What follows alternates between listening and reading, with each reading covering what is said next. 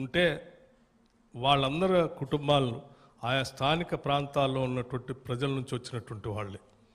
So ఆ కుటుంబాలను నిలబెట్టడం కోసం తీసుకున్న ఈ కార్యక్రమంలో భాగంగా ఉద్యోగాలను రిక్రూట్మెంట్ చేసుకుంటూ సింగరేణి కేవలం ఒక మన రాష్ట్రానికే పరిమితం అయ్యేటట్టుగా కాకుండా ఇతర రాష్ట్రాల్లో కూడా ఎక్కడెక్కడైతే కోల్ మైన్స్ అందుబాటులో ఉన్నాయో ఆయా రాష్ట్రాల్లో కూడా చేసి దీన్ని ఒక బలమైనటువంటి ఆర్థిక శక్తి కలిగినటువంటి వ్యవస్థగా మార్చాలనేదే రాష్ట్ర ప్రభుత్వం యొక్క ఆలోచన. అందుకోసమే ఇతర రాష్ట్రాల్లో కోల్ మైన్స్లోకి వెళ్తా ఉన్నాం. అట్లాగే మైనింగ్ ఎక్స్పర్టైజ్ ఉన్నటువంటి మన వ్యవస్థని ఈ రాష్ట్ర ప్రభుత్వం శక్తివంతంగా మనకు అనుకూలంగా ఎందుకు మలుచుకోకూడదు అనేటువంటి ఆలోచన కూడా చేస్తూ ఉంది. అందులో భాగంగానే ముఖ్యమంత్రి గారు మంత్రిమండలి అందరూ ఆలోచన చేసి మనం భవిష్యత్తులో ప్రపంచవ్యాప్తంగా ఇవాళ సింగరేణికి సంబంధించి చేస్తున్నటువంటి కోల్ మైన్స్ సంబంధించి థర్మల్ పవర్ స్టేషన్స్ పైన ఈ పొల్యూషన్ని కంట్రోల్ చేయాలన్నటువంటి ఆలోచనతో గ్రీన్ ఎనర్జీకి వెళ్ళిపోతూ ఉన్నాయి. సరే, భవిష్యత్తులో ఈ కోల్ బర్నింగ్ అనేది తగ్గిపోతే మరి ఈ సింగరేణి భవిష్యత్తు ఏంటి అనేటువంటి ఆలోచన కూడా వారు చేశారు. మంత్రిమండలి మొత్తం ఆలోచన చేసి ఒక కంక్లూజన్కి వచ్చింది. సరే, భవిష్యత్తు ప్రపంచం మారుతున్నటువంటి పరిస్థితుల్లో గ్లోబలైజేషన్ వీటన్నిటిలో దృష్టిలో పెట్టుకొని మారుతున్న పరిస్థితులకు అనుగుణంగా మనం కూడా అప్డేట్ కాకపోతే, గతంలో అనేక సంస్థలు అప్డేట్ కాకపోతే మూసిపోయినాయి. అంబాసిడర్ కార్ లాంటివన్నీ కూడా దేశంలో ఒక పెద్ద చరిత్ర సృష్టించిన సంస్థలన్నీ మూసివేయబడ్డాయి.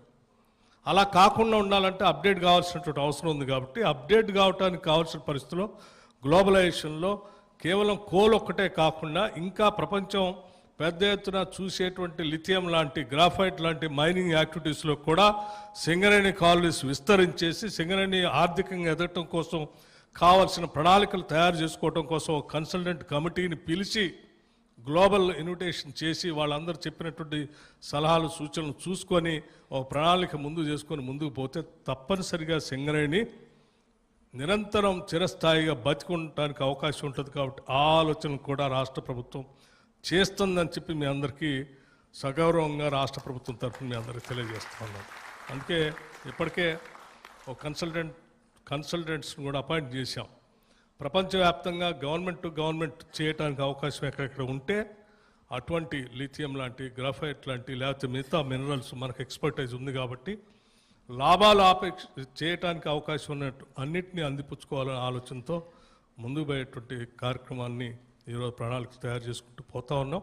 ఈ క్రమంలో సింగరేణి కార్మికులందరికీ మేము ఒకటే చెప్తా ఉన్నాం, యాజమాన్యానికి కూడా, యాజమాన్యం అంటే బోర్డు వరకు ఉన్నటువంటి వాళ్ళ మిత్రులందరికీ కూడా నేను ఒకటే విజ్ఞప్తి చేస్తున్నాం. మేము చేసే ప్రతి పని సింగరేణి సంస్థలో పనిచేసేటువంటి ఉద్యోగస్తుల సంక్షేమంతో పాటు వాళ్ళ పిల్లల భవిష్యత్ తరాలు కూడా ఆలోచన పెట్టుకొని చేస్తూ ఉన్నాం. అట్లాగే రాష్ట్ర ప్రభుత్వ ప్రయోజనాలను కూడా, ఇది అందరు ప్రజల సంస్థ కాబట్టి ప్రజలందరికీ భవిష్యత్తులో ఇది బతికుండి నిలబడితేనే రాష్ట్రానికి ఉపయోగం కాబట్టి దానికి సంబంధించి ప్రణాళికలు కూడా తయారు చేస్తున్నాం. దాంతోపాటు సింగరేణి కాలనీస్లో ఉన్నటువంటి ప్రతి శాసనసభ నియోజకవర్గంలో ముఖ్యమంత్రి గారి ఆధ్వర్యంలో ఉన్నటువంటి ఎడ్యుకేషన్ డిపార్ట్మెంట్ నుంచి యంగ్ ఇండియా ఇంటిగ్రేటెడ్ రెసిడెన్షియల్ స్కూల్స్ని ఒక్కొక్క కాన్స్టిట్యున్సీలో 200 కోట్ల రూపాయలు తగ్గకుండా ఇంటర్నేషనల్ స్టాండర్డ్స్లో ఉండేటువంటి స్కూల్స్ని ఆయా నియోజకవర్గాల్లో కూడా ఏర్పాటు చేసే కార్యక్రమాన్ని చేపట్టబోతూ ఉన్నాం. వైద్యానికి సంబంధించి ముందు చూపుతూ వెళ్తూ ఉన్నాం.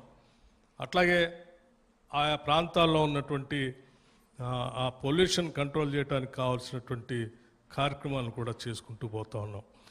మీ ప్రాంతాల్లో నిరుపయోగంగా ఉన్నటువంటి ప్రాంతాన్ని గ్రీన్ ఎనర్జీకి ఎక్కడెక్కడైతే అవకాశం ఉంటుందో సోలార్ కానీ, ఫ్లోటింగ్ సోలార్ కానీ, లేకపోతే పంప్ స్టోరేజ్ కానీ పనికొచ్చేటువంటి ఆస్తులన్నింటినీ కూడా ఉపయోగించి ఎనర్జీని, అంటే ఎలక్ట్రిసిటీ ఉత్పత్తికి సంబంధించి కూడా సింగరేణి కాలనీస్ అందులో ప్రవేశించి భవిష్యత్తులో ఈ సంస్థ నిలబట్టడానికి కావాల్సిన ఆర్థిక పరిస్థితులు కూడా పరిపుష్టం చేయడం కోసం ప్రయత్నం చేస్తూ ఉన్నాం. ఈ చేసేటువంటి ప్రయత్నం మొత్తానికి మీ అందరి ఆశీస్సులు, సహకారం, సంపూర్ణమైనటువంటి సమర్థత కావాలని చెప్పి మీ అందరినీ నేను ఆశిస్తూ మరొకసారి 20 మంది సెలెక్ట్ అయినటువంటి ఇంటర్వ్యూకి పోయేటువంటి విద్యార్థులందరికీ కూడా మనస్ఫూర్తిగా శుభాభినందనలు తెలియజేస్తూ ఈ కార్యక్రమం వచ్చినటువంటి మీ అందరికి కూడా మరొకసారి నూతన సంవత్సర శుభాకాంక్షలు తెలియజేస్తూ ముగిస్తా ఉన్నాను. ధన్యవాదాలు. నమస్కారం. ఆనరబుల్ డిప్యూటీ సీఎం గారికి ధన్యవాదాలు.